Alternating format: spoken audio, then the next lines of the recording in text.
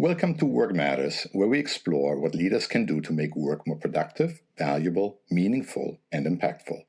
I am your host, Thomas Bertels.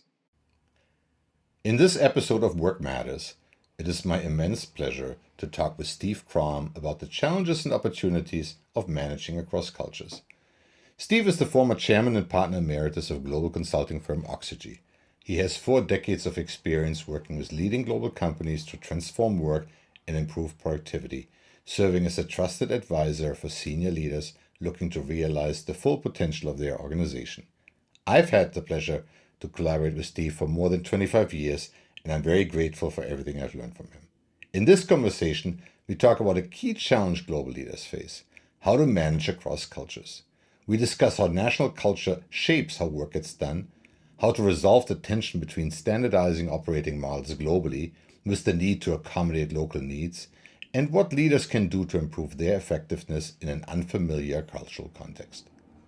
I hope you enjoyed this episode, and if you do, please like, subscribe, and share. So, without further ado, Steve Crom, welcome to Work Matters. Thank you very much. Appreciate it, Thomas. Appreciate the opportunity. So you've spent 4 decades consulting to leaders from around the world. How do cultural dimensions influence the way work gets done, which is the theme of our show? How does culture factor into the equation? So I learned this actually the hard way, because when I came to Europe 25 years ago or so my experience is mainly in and around Europe and the United States. I have some experience in Asia as well, but mainly in Europe. And I learned the hard way that things are not the same in different countries. And I'll tell you a quick story. I was tasked to help a printing company in the heart of France reduce their setup time from printing product A to product B. And I had learned the tools and techniques, studied my kind of lean approach, and went right onto the shop floor and started working with people and videotaping. And then the plant manager came over and said, "Young man, can we have a word?" I thought, uh-oh. And I realized that if you're in the heart of France, you're in this guy's family, and he feels responsible for the welfare of the people that work for him. And so the first realization is that if he's the father, you got to spend time with the father before you go in and start playing with the kids. So that was the first dimension, which was egalitarian and hierarchical. And you can picture an axis that goes very egalitarian to hierarchical. Then the next thing I did was I was doing some work in Scandinavia. And again, we're pushing hard to get stuff done. And I think I was in Norway at the time, and it was summertime. And at 3:30 or 3:45, everybody just dropped their pencils and left.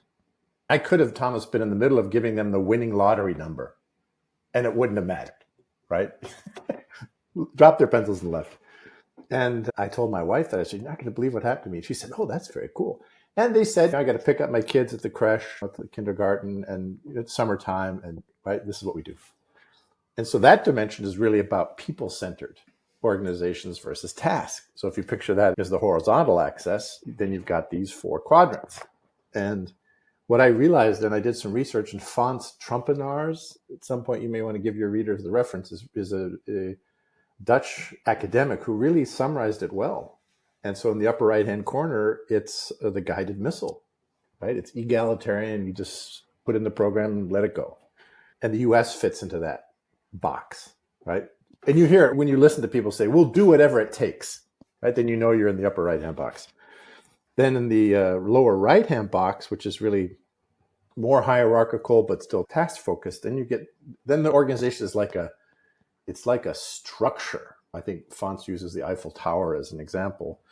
And Germany fits into that box for sure. Because if everybody does what they're meant to do within their job description, then the whole thing works together. Then you go back over to the upper left, which is egalitarian and people-focused, and you get the kind of the incubator model, right? And so this is, give me health insurance, give me reasonable coffee, give me a nice environment with a window and a view, and I'll be fine. It's just going to leave me alone.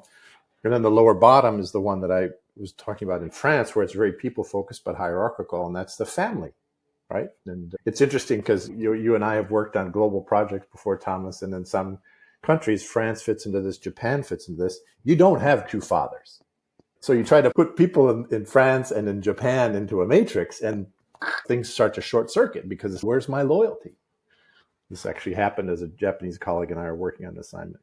So I think organizations mean different things to people depending on the country they're sitting in, depending on their context. So the first thing I had to learn was it's not just about getting the job done. It's not just about the task. So that would be my first advice, to pay attention to that and to understand the broader context. No, I think that's very interesting because companies are global for a reason, right? There's economies of scale. Coca-Cola is the same product around the world. And companies also like to standardize things, right? You're doing things versus 50 ERP systems. So there's this drive for standardization, for globally consistent operating models.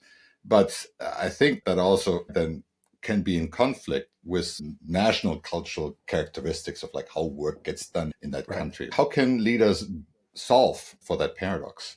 Yeah, it's interesting because if you think, okay, I have to be culturally sensitive, you almost paralyze yourself, right? Because you think, we work in 40 countries. I can't customize things 40 times. Another recent experience was with a consumer goods business, and they make and sell product in, I think, 100 countries. And an interesting approach that we worked on together was say, okay, but maybe if you cluster the countries, right? Big countries, small countries with lots of resources, fewer resources, then you can come up with archetypes and bucket those 100 countries maybe into 6 or 8. So you don't try to fit the same model on Germany as you would on Vietnam, right? They just have fewer people and you can't use the same jobs. But what you can do is you can then say, let's try to accomplish the what. In other words, we're going to do this in a certain way across the globe, but how we do it can differ, right? In terms of how many people are tasked to do the job, in terms of the detail, and there's some legitimate reasons for differences, right? For example, in Germany, there's a very strict rules about data protection, right? And there's certain legal requirements when it comes to HR processes. So you can never get to one model. I think you can get to cluster them so that you have a number of manageable models. And the key, of course, is to say, okay, here's what's standard, and we're going to differ where it makes good business sense to differ. Not just because we've done it that way, right? That's not the legitimate reason to do it differently, but because here's the business reason and the valid approach, and involve people close to the process. Yeah, I think the other thing what I hear you saying is there's also this issue of like how do you get buy-in for whatever you're trying to roll out globally. Yeah. And I think what it sounds like a good way to do that is allow people to have something that they can make their own, where they can shape and influence the design. Yeah, precisely, Thomas. It's the old adage that we all want commitment, right? To do something different. But you can't just say, be committed, particularly if you're imposing a process on someone, right? So you have to find that 10%, 15, 20% that can be and should be tailored. And if you want commitment, you got to create ownership. To get ownership, you got to involve people, right? And the good news is that if you do that in a structured and a systematic way, it'll also be culturally appropriate, because it's the people designing the process or implementing the process whose commitment you need to make it work once it's up and running. So I agree with your point. Yeah. So maybe give us an example for, as a leader, how can you change how work gets done, get to some more commonality in terms of processes and standardization at the same time. Don't destroy, right? So people's motivation in the process by excluding them from putting their own thumbprints on it. How does that work? Like how could one orchestrate that? Yeah, I have an example of a sales organization that was working in 18 countries around Europe, and they realized that it's impossible to automate and to provide data and to drive good analytics if they have 18 different systems. So we're going to get to one. Then the question is, how do we do that? And what we chose to do is we got opinion leaders from the sales, and salespeople like tribes. So we got the kind of opinion leaders from these different tribes together, and we mapped out the way it works now. They discovered their going in hypothesis was you can't sell medical devices in Israel the way you do in Portugal. There's no way. And they're very relationship focused. Then they realized, actually, it's very similar, because what drives sales of a medical device? The procedures. What drives procedures? The nature of the hospital. What drives that? The number of beds. So they realized that the data that you need to actually maximize sales is the same no matter where you are, and that the process is actually quite similar, right? It goes from territory to sales call effectiveness and so forth. So the first step is to help people realize that they actually have more commonalities than they do differences, because I think it's human nature to focus on the differences. And then the second thing is to involve them and say, okay, how do we create a common approach, but then adapt it to specific needs? So some countries, for example, have a big, in Europe, they're called tender markets, where the government basically runs the public health system so that you get a contract for 5 years, that's it. Other countries aren't as publicly oriented. So there are legitimate ways, back to this idea of clustering things, to involve people in modifying the approach if it makes good business sense. So I think it's back to these opinion leaders.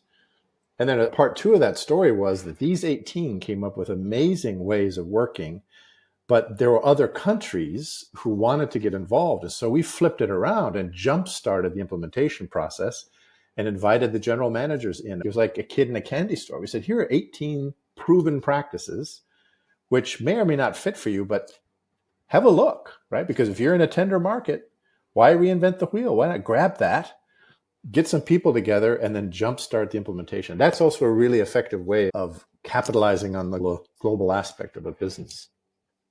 I think that's a really interesting approach, because it gives people access, right, to the broader set of solutions that have been developed without forcing them to adopt them. But of course, people see this and say, gee, why wouldn't you want to have a better solution to participate in tenders, right? If somebody else already created it, maybe you need to tweak it a little bit to make sure it works in Poland. I think it's a very respectful way. What I also hear you say is, regardless of whether you say this is an option for you to select the solution, you still got to hold people accountable for making it work in their respective organizational context. And again, it might be different how the work gets done, but the work itself probably doesn't change. Countries that have fewer resources, in my experience, tend to have a bigger appetite for taking it on and adopting. The bigger we are, and the US is probably famous for this, the higher the not invented here syndrome, right? But if you can get people close to the process who see the need and start with the general manager so they can provide the proper resources, then steal with pride, right? And then modify it. And then you get this also in the sales area, they're very competitive with one another, right? So it's, okay. So I think there's a way to spread proven practices. I don't particularly like best practice, because that kind of gets the antibodies out. But hey, if it worked in your country, Thomas, and Portugal's not that different from Spain, let's talk, right? One thing I know about you, that you started out with the Peace Corps, right? I think that was probably your first real amazing international adventure. And you have, I think, a great story about, right, how you went there trying to help, and then how that changed. If you don't mind telling the story, because I think it's instructive from the perspective of, sometimes we think about, right, we're coming from headquarters, we're here to help, we got all the answers. These poor people, they just haven't seen the light yet. Right. Pray, tell the story. I come from Wisconsin, and we tend to be grounded and maybe a little naive. I spoke French, and they placed me in Mauritania, which is south of Morocco and north of Senegal, and they taught me enough Arabic to get by. And my job was to teach nomads how to become farmers. So I go out there and I'm planting vegetables, and I'm telling people to water this and plant this. And 3 months into the project, you're in the desert, where we're working in an oasis. They said, we don't eat green things. I'm like, I'm sorry? No, we don't eat green things. What do you mean? We feed the green things to the goats, we eat the goats. Oh, yeah. So at that point, I realized that turning Bedouin nomads into farmers is not a great idea. And I hired trucks to put all the tomatoes and the aubergine, and I shipped it to the capital, sold it to the Europeans. And then I did the obvious, which is I got money for water management, right? You're in the middle of the Sahel, which is the border between the Sahara Desert and the rest. And then what I did was I helped people do what they thought they needed to get done, right? Which is line wells so it doesn't contaminate the water, and build dike systems. So if it does run off, you retain enough water to grow a crop. And I remember, Thomas, like it was yesterday, literally the whole village, and men, women, and children out there with these hand tools working on their dike system. And I was just like, that's it. That's it. Help people do what they want to do faster, maybe with a little less pain, more efficiently, than you imposing on them what you think might be a good idea. So I think the key to working internationally is also humility, right? Is having enough humility to say, let's come to some kind of a joint creative solution, but be respectful of the environment that people live in, because they know what's going to work best. So one element, so Fons Trompenars, we mentioned him earlier in the Ways of Culture, and you actually introduced me to this book, and I love it because he asked thousands, I think hundreds of thousands of people and studied like how they look at things. And one of the dimensions is time, or I guess tempo, how things get done. Talk to us about like how tempo and different ways in how organizations work, how that factors into the equation, and what leaders should be aware of. It was a Friday night, and I was flying back home, and I had been working with one company, same technology in 4 countries. And I was really interested in, wow, this is different. What is different about it? So I took out a piece of paper and started to sketch what I was experiencing. And the goal was the same, 75% faster cycle time, and on the one axis, and then time on the other. And I started to sketch out what that looked like. And there was one organization, and by the way, this was happening in France, UK, Germany, and the US. And so I started to sketch out the way I was experiencing it. One of them was taking a long time, right? Along this act, they're like, oh, discuss, debate, look at it from different angles, discuss and debate a bit longer, right? And then finally, whoop! And then there was one group that said, let's take this a step at a time. Let's make sure the first step is solid before we build on the second, and don't rush us, but we'll get there. There was one group that was quite proud and made their way from that. But then they realized, wait a minute, if we reorganize ourselves, then the status within our team is going to change dramatically. And so I'm not so sure. And then it took some real staying power and some leadership for them to take the next curve up. And there was one group that was like ready, boom, they were gone before you said the starting gun. Woo! And then they were really fast, but then they got bored with the last 20%. And so you can guess which cultures were which. And I can say the last one was the US, and I'm proud of that because I'm like, give me 80% fast, right? Rather than 100% slow. I can justify that amongst my American friends. But that was fascinating because the boss was American. And he was looking at the French. That's the long, slower cycle, debate, discuss. He was ready to pull the plug. And I was like, Jim, let's just hold on, because the discussion, the debate is actually getting them halfway to implementation. It doesn't look like that to us, but let's see. And sure enough, they implemented faster. That last 25% they had because they had a concept. And the Germans are stair step and do it a step at a time, but don't push me. And then the Brits were the ones that had this kind of social plateau that said, my role as a boss is changing here. I'm not so sure how good this is for me, but then they realized there's a collective benefit. So I think, to your point, the speed is one of the main differentiators in cultures. So be careful. Yes, be sure they're following the same process and the same steps, but allow them to do it at different pace and take a different amount of time. I think that ties also a little bit to what we were talking about earlier, right? If it's like a US culture, right? Guided missile, give me a stretch goal and I'll get there, right? Then there's a lot of emphasis on action. Maybe not the best plan, right? But there definitely is momentum. And that would be probably kryptonite for the Germans to say, we have got to have a plan and we're going to execute in a disciplined manner on this plan. But there are also stereotypes to a certain degree, right? Not all Germans are like this. Not all Americans are like this. No, you're absolutely right. And we've traded places, Thomas, so you probably have better insights on this than I do. But if you took 1,000-person organization, an East Coast approach is going to be very different from California. I think California is going to be more like the incubator, right? Particularly if it's a tech startup. So I think you have to, what's your phrase? All models are wrong. Some are useful. You use it to gain some insights. I think the goal one is really important. To your earlier point, we as Americans think, aim for the stars. If you land on the moon, that's fine.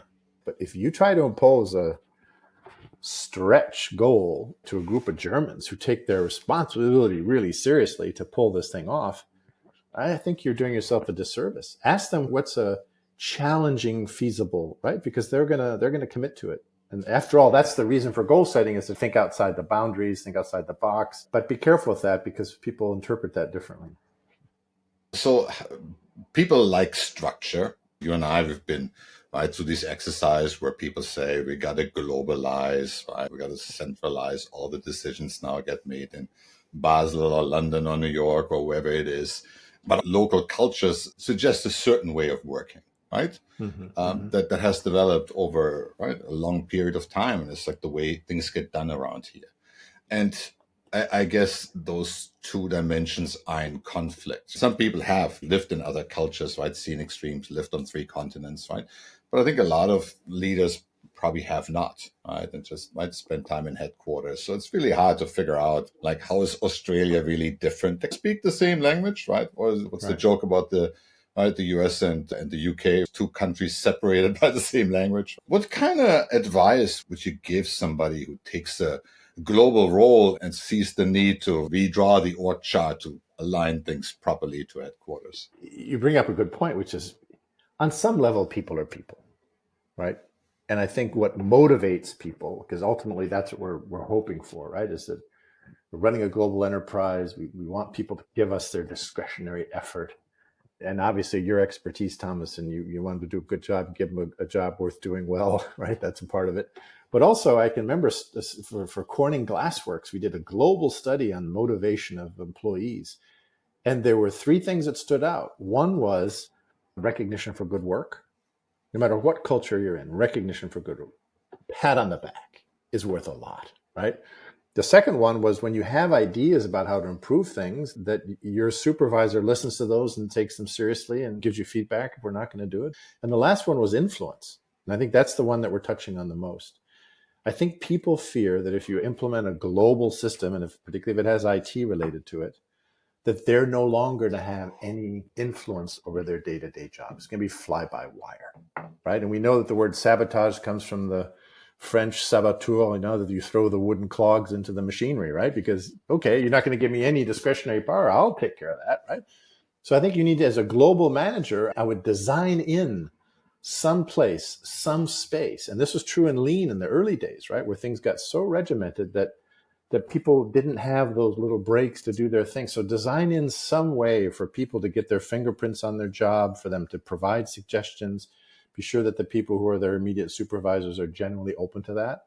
And when job's done well, say, well done. So I think another dimension that also maybe factors in there is to what extent we have an individualistic focus on work and the worker versus, let's say, a community or team-based focus. And I've been fascinated by this question. There's been all this interesting work done in the 60s and 70s around self-managing teams and T groups and so forth. And I think really interesting work. We know that work is a team sport. So you can't really by yourself develop a pharmaceutical drug. You need a lot of different people with a lot of different expertise. But I think this idea of working in teams and structuring teamwork so that people can be successful, I think it's a really difficult one. And I'm wondering, it's like how the cultural dimensions factors in there, right? Is this harder in some cultures, or would it be more natural in other cultures to work in teams and give people more autonomy?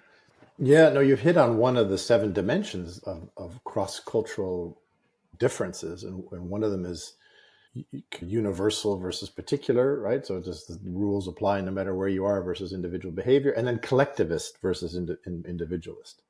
And so the Japanese are way on the end of the spectrum for collectivists. So, you really do, they're famous for consensus decision making, and really, and the worst thing that can happen is you get pushed out of the nest by saying something crazy, right? And so it's that. Whereas then you think the Americans are probably on the other extreme, saying live free or die kind of thing, right? Let me do my thing.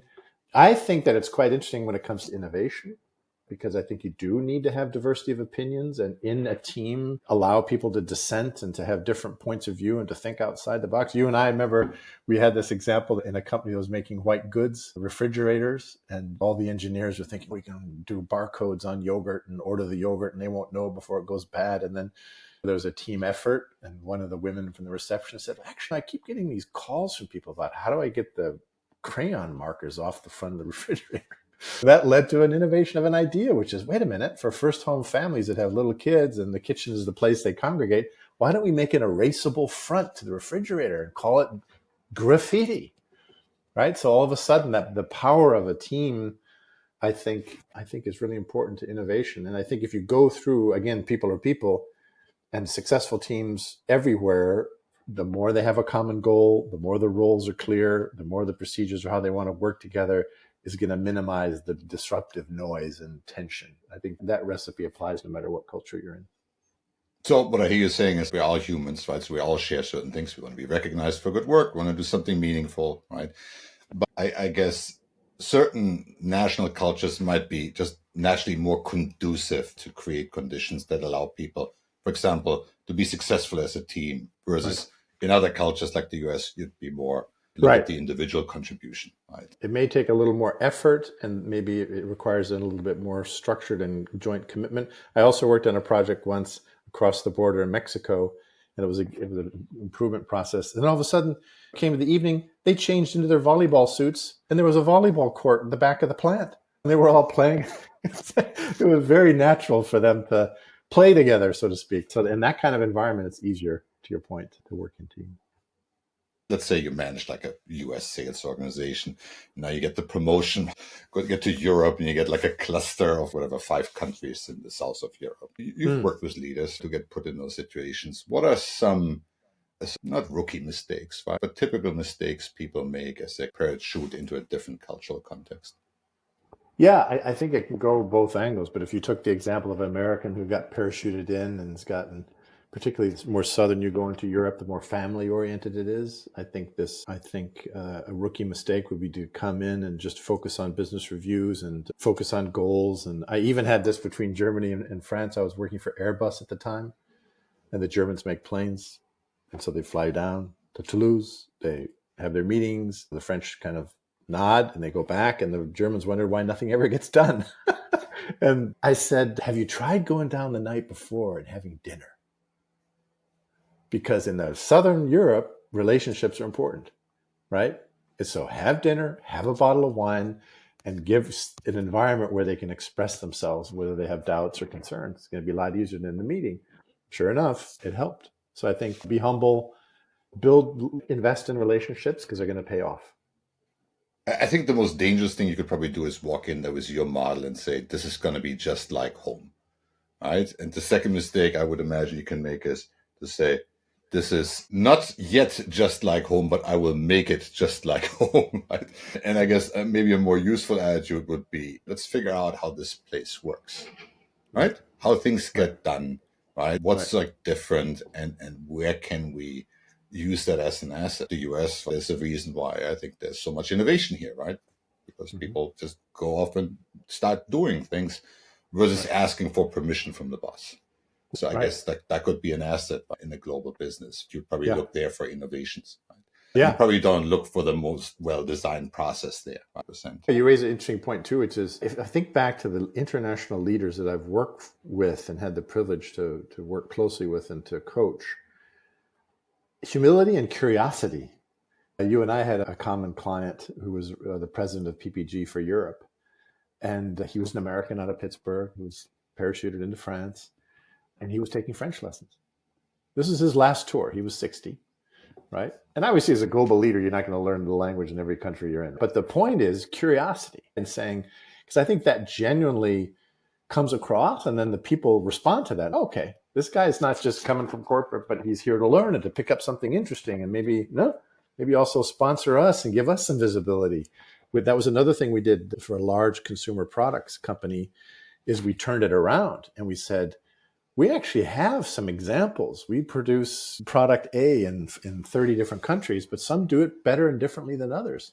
So let's go out and genuinely capture what those are and make that available, a compendium of proven practices. And people were so skeptical initially. They said, "Oh, we know why you're here." No, we really want. What do you? Oh, come on. No, show us what you're really. Are you serious? Yeah, show us what you're proud of. And they came up with stuff that was just jewels. And so that's another way to enlist people and take advantage of being global. Listen, Steve, this is it's always a pleasure to talk to you. I've known you for 30 years and I've been enjoying the journey, and it's fun to talk about the cultural topics because you bring so much experience and insights into it. So thank you so much for coming on the Work Matters podcast. The privilege and pleasure has been all mine, Thomas. Thank you. We hope you enjoyed this discussion.